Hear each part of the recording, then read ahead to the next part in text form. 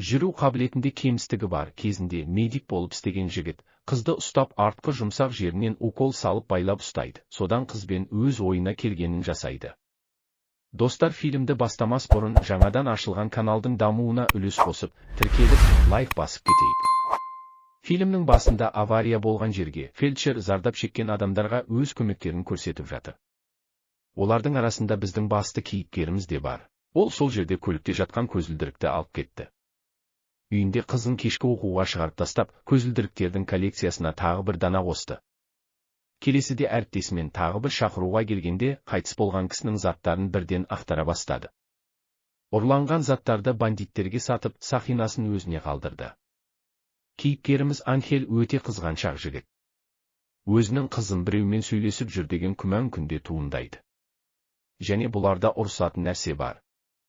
Қыз бұдан бала көтере алмайды. Қыз кешке қайтты, жігіт итімен қыдырып жүрген көршісіне қарап тұр. Иті оған ұнамайды, сол түні иттің үргенінен ұйықтай алмай шықты. Таңертең ол лабораторияда ұрықтарын тексерткенде өте әлсіз және аз екені анықталды. Жігіт кешке қызына ол жаңалықты айтпай, көп талпыныс жасау керекпіз деді.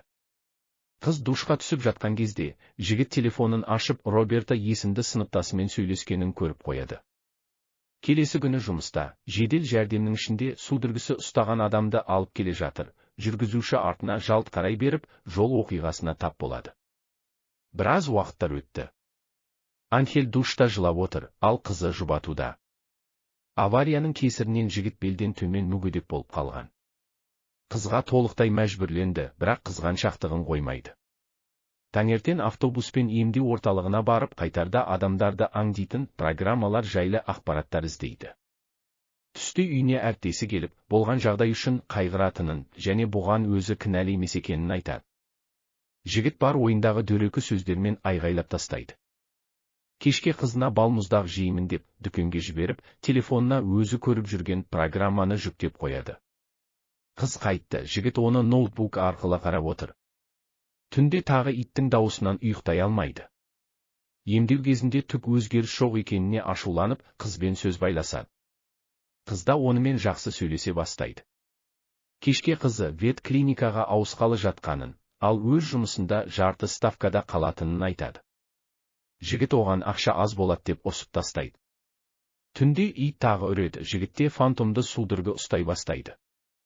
Қызы Ванниге звондайды, ол телефонды алмайды. Жігіт дәрілерді өзі алып ішіп, қалғанын тығып қояды.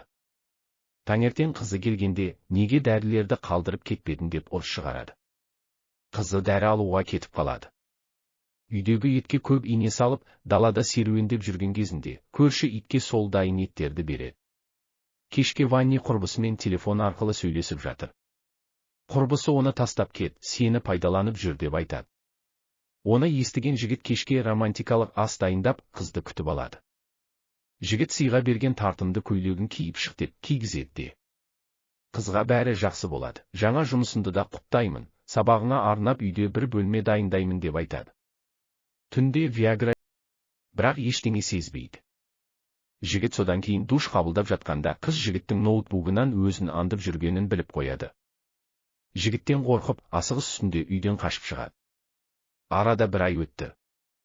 Жігіт өзі магазин аралап, сау кезінде үнемі тиісіп жүретін жігітті кездестіреді. Ол жігіт осындай жағдайға ұшырағанға дұрыс болды деп ойлайды.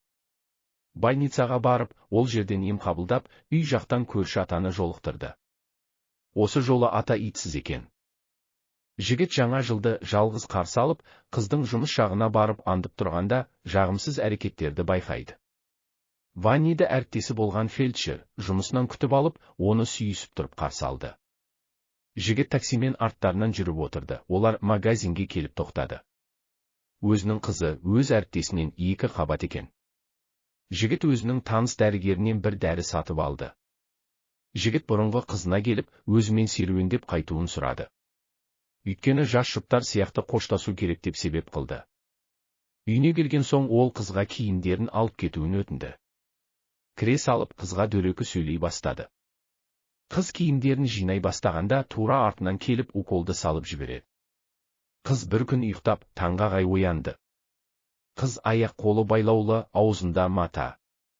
Қыздың дауысын естімес үшін музыканы қосып, үйден шығып кетті. Жігіті қызға көптеген сімістер жазады. Анхель қыздың атынан айырылсамыз деп жазып, телефонды лақтырып жібереді. Жігіт үйге келгенде қыз айқайламаймын деп келісім берді. Сол кезде Анхель оны жүктілігімен құттықтай бастады.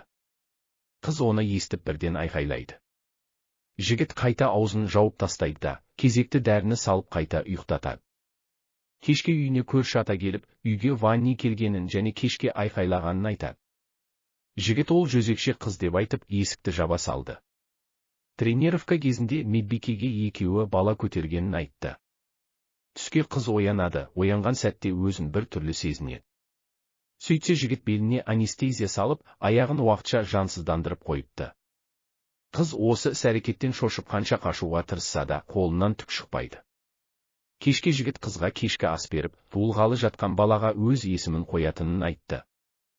Қыз өз-өзін ұстап тұрып, жігіттің басынан бөтелкемен ұрып қалып, төсектен қаша бастайды. Жігіт қайта қыздың жұмсақ жеріне уколды салып жібереді. Тағы көрші ата келіп, осы жолы нақты Ванниді естідім, қазір полиция шақырамын дейді. Анхель атаны үйге кіргізді. Ата жерде жатқан қызды көргенде, жігіт артынан пышақты 2-3 мәрте тыққылап тастайды. Ол мәйттен құтылу үшін алтын алатын бандитке звондайды. Оған ақша беріп, шалдың денесін апарып жасырды. Келесі күні үйге полиция қызметкерлері келді. Ол Ванни жайлы сұрай бастады. Ақыры Рикардо әріптесі полицияға шағымданған болып шықты. Алдыңғы кадрларда болған жағдайды көрейік. Анхель қыздың сумкасынан үйдің кілтін алып, жігіттің үйінде тығылып, укол салып тастағанын көреміз. Ол жігіттің аузына көп дәрі беріп, арақ құйып өлтіріп тастайды. Жігіт полицияға айла сөздерімен алдап, құтылып шықты. Күндер өтіп, қызда мүгедектікке жайлап үйреніп жүрді. Жігіт қызға үйленуге ұсыныс жасап, фильмнің басында ұрланған сақинаны саған сыйға тартамын. Егер сеніміме кірсен деп айтады. Қыз дәретханаға сұранып, тырнақ алғышты аяғына тығып қояды. Бұл түні қыздың денсаулығы нашарлап, қызуы көтеріле бастады. Жігіт дәріханаға барып келемін деп қызды байлап кетеді. Аяғынан тырнақ алғышты алып, жіпті кесе бастады. Жіпті кесіп, жерде жорғалап отверткамен замокты бұзып, коридорға шығады. Сол уақытта лифттің есігі ашылып, ішінен Анхель көрінді. Оны көріп қыз шошып қаша бастады. Артынан жігітте қуа кетті. Артынан келіп шашын жұлмалайды. Қыз оны астыға итеріп жібергісі келеді. Оны ұстануға мұрша бермей отверткамен қолынан ұрып, астыға қарай құлатып жібереді. Осы сәтте қуаныштан қыз жылай бастайды. Анхель тағы тірі қалды. Бірақ ол бұрынғыдан да салданған мүгедек болды. Енді жігіт сөйлей алмағандықтан, Ванни өзі күтуші болып сұранған еді. Қыз өзіне көрсеткен өмірді, өзіне сазайын тарттырмақшы болды. Осылай фильм соңына жетті. Достар, каналға тіркелуді ұмытпайық. Фильм жайлы не ойларыңыз бар, комментарийге жаза кетейік.